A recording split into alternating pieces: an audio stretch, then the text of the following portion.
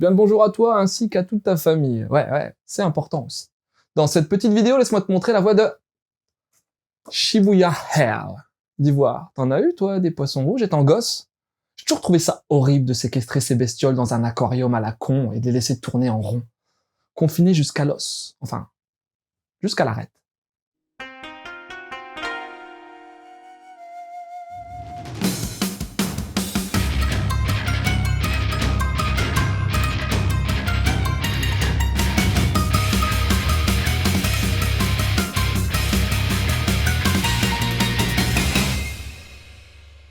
Notre héros est encore une fois un lycéen dont la vie est on ne peut plus monotone. Tsukiyoda Hajime. Sa seule originalité, c'est qu'il est fan de cinéma et s'amuse à réaliser de manière amatrice, bref, de manière non professionnelle, des petits films. D'ailleurs, il galère pour réunir des personnes sur ses productions. Moi-même, je sais. Et tu sais quoi? Par une belle après-midi. Un bel après-midi. Bref, au beau milieu de la journée, Hajime va faire un petit tour à Shibuya, quartier hyper tendance, et c'est là qu'il va rencontrer dans une librairie Chitose, le canon de la classe. Sans déconner. Il va même lui sauver la mise face à des mecs plutôt relous. Mais d'un coup d'un seul, il va y avoir une cacahuète dans le cocotier. De quoi? Ah oui, il va y avoir un truc qui cloche, un problème quoi. Oui, des poissons géants flottent dans les airs au beau milieu du quartier. Oh! C'est marrant les poissons, c'est fun, ouais. Ouais, sauf quand ils arrachent la tête des gens et qu'ils leur déchiquettent les membres. Moins fun. Hajime et Chitose vont alors tout faire pour échapper à des horribles prédateurs, mais ça risque d'être chaud cacao. Ça c'est de la chanson de merde. Comment on a pu aimer Annie Cordy franchement? À un moment donné, les gens ils se sont pas dit Annie Cordy Carlos, tu vois. Je sais pas quoi, Patrick Sébastien, pareil. Je comprends pas.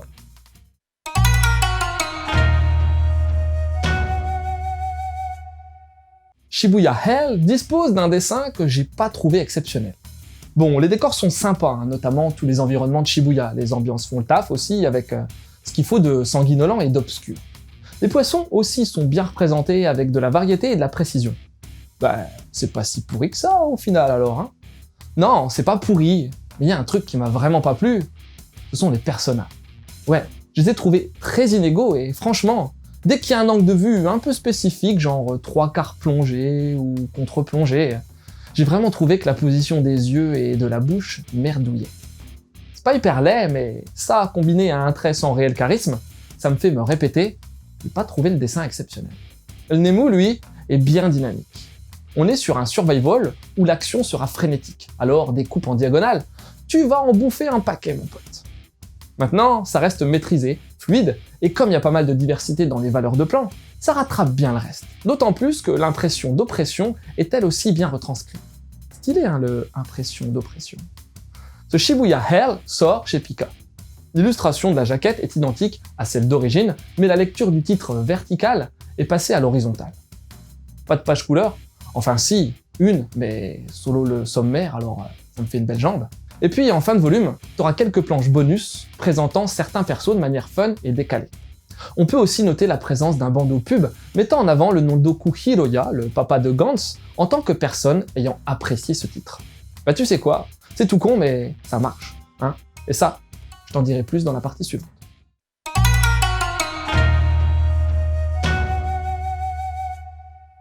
Shibuya Kingyo est un titre datant de 2016. Pour le moment, au Japon, on en est à 8 tomes.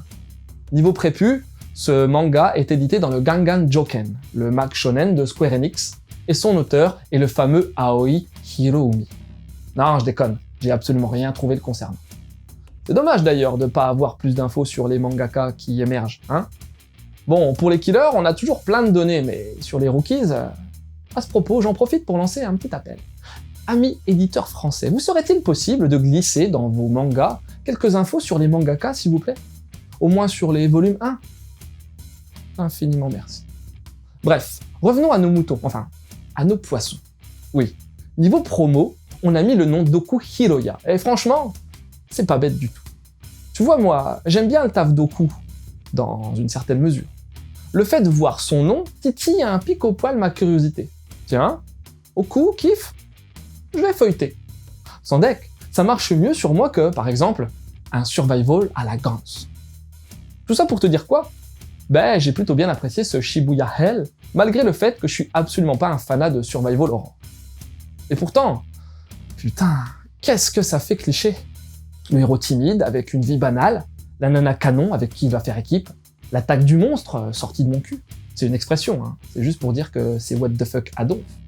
La survie, les alliances, l'égoïsme, l'altération de la personnalité due à l'instinct de survie. Même si je gère mal les survival, j'ai déjà vu ça partout. Et pourtant, c'est absolument pas mal fait. On ressent le stress et franchement, c'était pas gagné vu le chara design. Le volume 1 est segmenté en plusieurs parties avec déjà tout un tas de rebondissements et un bon petit cliffhanger en fin de tome. Le fait d'avoir choisi les poissons comme ennemis est aussi bien pensé, parce que bon, à part des petits chatons, y a pas grand chose de plus inoffensif, hein, pas vrai? Mais en même temps, leurs yeux globuleux, leur bouche là, ça instaure un climat dubitatif. À quoi ils pensent? Parce que je t'ai pas dit, mais ils parlent et ils disent des trucs chelous. Pour l'instant, on sait pas grand chose sur la Poiscaille. Il semblerait qu'il y ait une espèce de bocal géant qui se soit formé autour de Shibuya. Tu verras également qu'ils peuvent aussi contaminer les humains. Bref, ce manga révolutionnera pas le genre, c'est certain, mais il fait le job. Haletant et assez prenant, si t'as envie de te faire un petit survival horror plutôt bien mis en scène, penche-toi d'un peu plus près sur ce Shibuya Hell.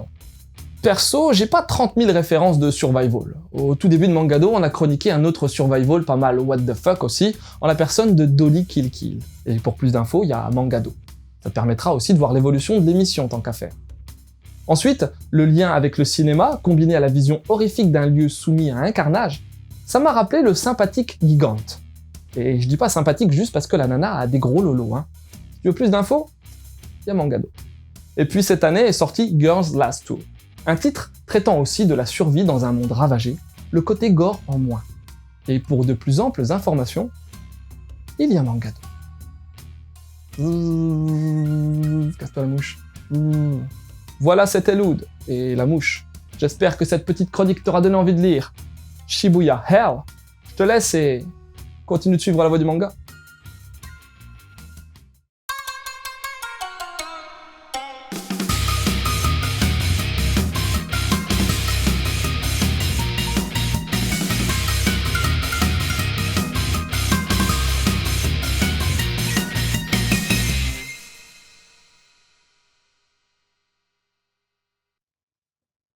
Il est mignon, hein? Tiens, c'est bizarre qu'il n'y ait pas eu de manga avec des chatons qui détruisent tout, hein? Dommage. Mais bon, ça va peut-être venir.